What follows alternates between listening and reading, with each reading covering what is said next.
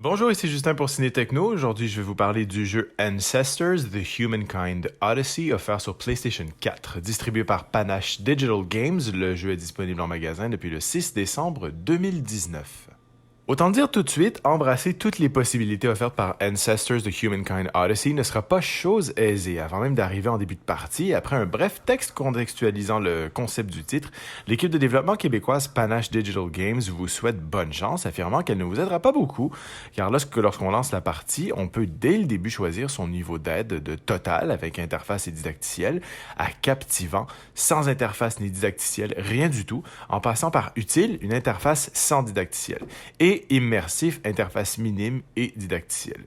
Mais rassurez-vous, en jeu, vous pouvez toujours lancer le menu des options pour modifier les aides selon vos désirs.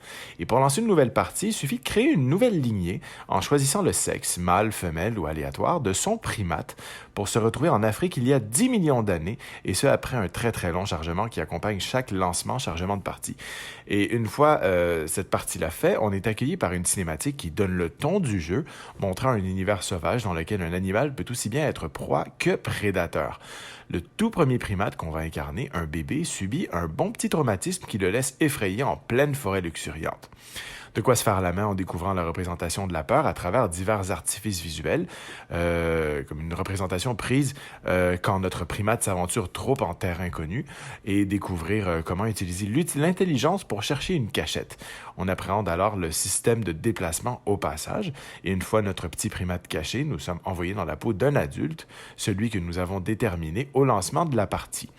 Et c'est véritablement à ce moment-là que la partie commence. On constate alors très rapidement une promesse faite par les développeurs: on a peu d'aide. Car en effet, pour favoriser l'immersion, les développeurs nous laissent à peu près dans le même état que nos primates peut évoluer. C'est donc à nous d'aller au contact des éléments avec les plantes, par exemple, l'eau, les animaux, les roches, les arbres, etc., pour interagir avec eux. Car selon le cas, on peut saisir un élément et l'inspecter ou simplement l'inspecter. On peut seulement, donc voilà, c'est ça. Notre primate peut alors exécuter une action en fonction d'éléments, comme par exemple boire de l'eau, manger de la nourriture ou altérer.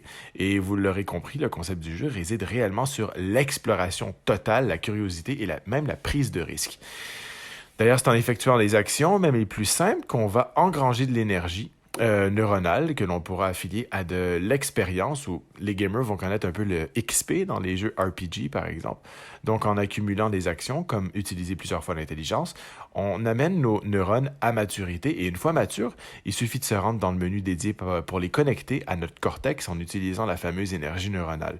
On débloque alors de nouvelles compétences. Certaines arrivent même de manière aléatoire, comme une mutation génétique qui se fait automatiquement. Donc, dans les premiers temps, on va apprendre à passer un élément d'une main à l'autre, à identifier plusieurs éléments proches à la fois, à reconnaître plus rapidement certains éléments, etc. Donc, c'est savoir se servir un peu plus rapidement et de façon plus intelligente certaines choses avec lesquelles on peut interagir.